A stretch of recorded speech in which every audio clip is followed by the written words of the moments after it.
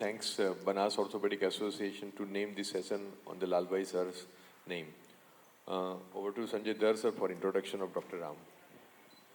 Good morning and welcome all. On behalf of Banas Orthopedic Society, I welcome you all here for the first session. We have with us Dr. Ram Chaddha, who I'm sure all of you know. He's the current president of Indian Orthopedic Association, besides having led many other organizations in last 10, 15 years. He's my good friend and a well-known spine surgeon, I'm sure most of you know. And now, in last few years, he's gone on to telling us more about motivation in surgeries and other things. I'm sure he's now well-known besides spine surgery in motivational talks related to orthopedics. So I welcome Dr. Ram Chaddha, and let us hear about the critical communication spine surgery. Dr. Ram. Thank you very much. Respected chairpersons, dignitaries on the dais and dignitaries off the dais. Critical communication in spine surgery. As surgeons, more so as orthopedic surgeons and most so as spine surgeons, we need to realize that we are here as a part of this universe to make unhappy people less unhappy for some time. Hence, this particular communication aspect is an extremely important ingredient of how we can make them less unhappy. I dedicate this presentation to a young lady, Vandana, who lost her life, assaulted by a person who was not keeping too well. And we believe that someday some sensibility would prevail and our communication and our image as doctors would improve. It is a lifelong learning lesson that I share with you. I take you back 2 decades when a young lady with scoliosis was operated in our unit. I'm not too sure if Dr. Dhar was there at that time.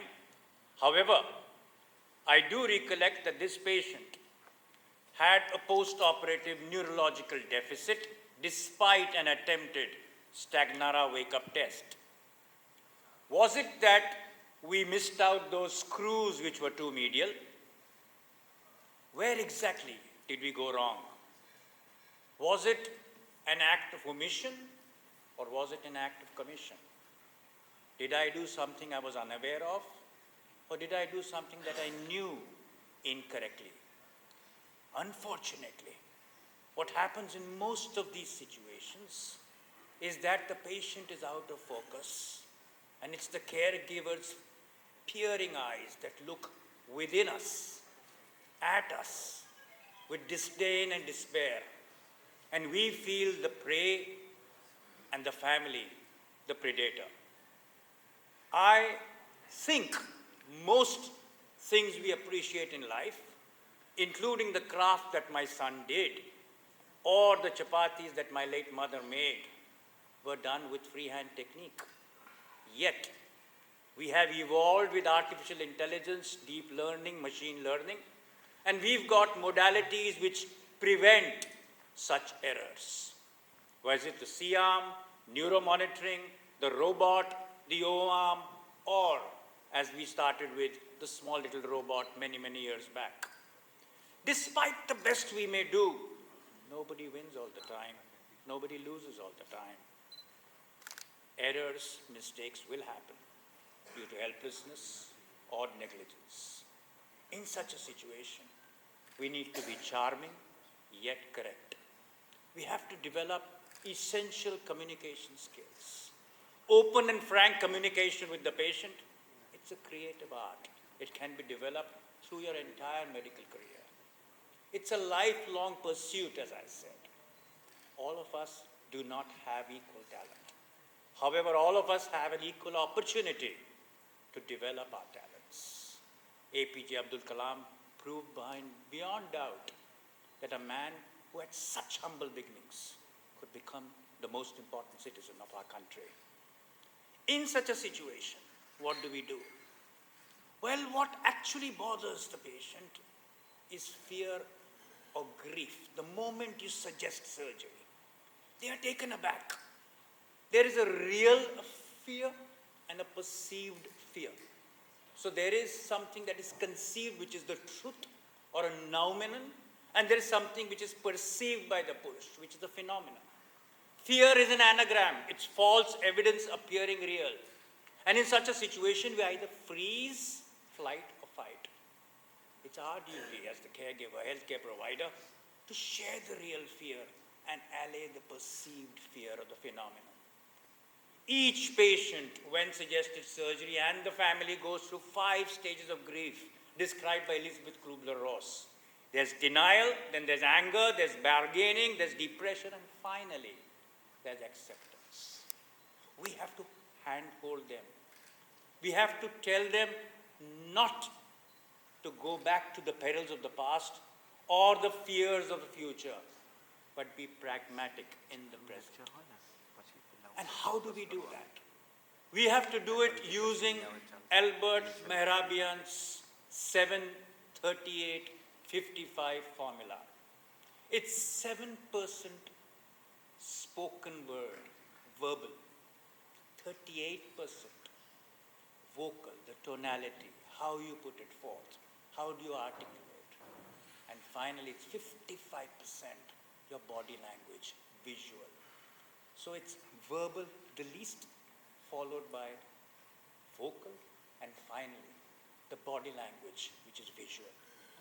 Always start with why, the purpose of the surgery. Unfortunately, we start with what, which is the product. The why is more important than the how, which is far more important than the what. The purpose is more important than the process and is far more important than the product. We are here to just do one thing. As surgeons, we can't do much.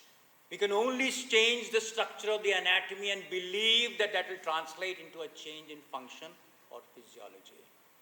This is the belief that we work on. Unfortunately, there's a dichotomy in our profession. Diagnosis is built on skepticism, suspicion, and doubt. While treatment, it's supposed to be built on faith, belief, trust, hope. This is where this dichotomy causes worries and concerns. What are the questions we are asked? Even in a child with scoliosis. Doctor, can medicines help? Will bracing help my child? How safe is the surgery? Is surgery the only option? Any side effects of surgery, sir? What if she gets infection? Can she get paralyzed forever, doc? I have heard about this. Can the surgery fail, doc?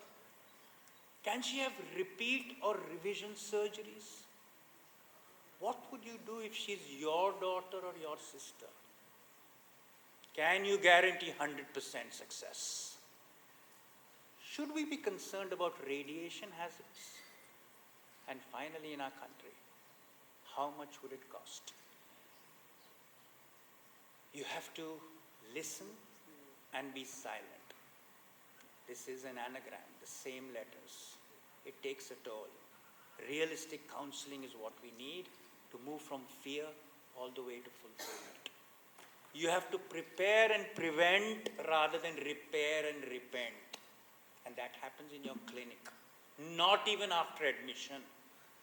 All the answers you give have to be less subjective, more subjective, and most personal, individualistic, unique to that particular patient. Counseling should end in the clinic. Should not restart an admission. There should be no new questions left. Your consenting should actually happen in the clinic. All questions answered. Not like that cabin crew who comes and tells you that in case this happens, you'll have to undergo this. No. Before boarding, we should know what we are boarding on for. And finally, as Hippocrates mentioned, primum non nocere, do no harm. First, do no harm. Let them know everything from the diagnosis to what will happen if you operate, even what will happen if they do not agree to surgery. Despite this, people will come and go. Some will love you, some will test you, some will leave you, and some will bless you. Be patient. Everything happens for a reason. And as I have always looked at all my complications, failures, losses in the last 35 years, I always go back to Samuel Beckett, who said, ever tried, ever failed, no matter. Try again, fail better. A few final tips that I have evaluated, ensured myself to follow, and I am very, very proud of the fact. Take decisions, make them right. We are more logical. No.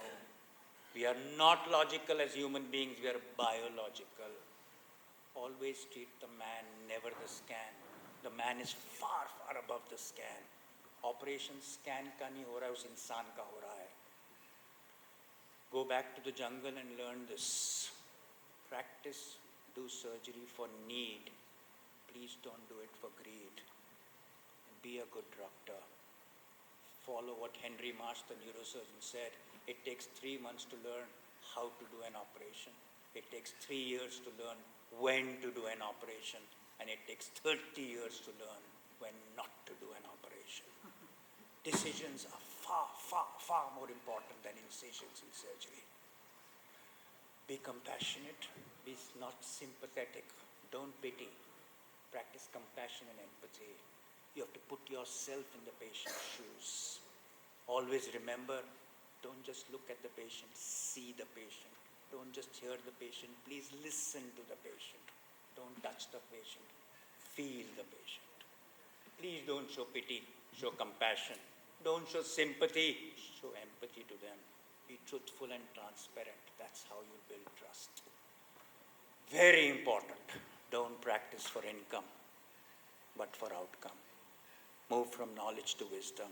Move from selfishness to selflessness to altruism. जो कुछ करूँगा अपने लिए नहीं करूँगा, इस patient के लिए नहीं करूँगा, but संसार के लिए करूँगा, दुनिया के लिए करूँगा. Move from information to reformation to transformation. It takes time. It's very, very painful. Don't just do your duty. Find your calling.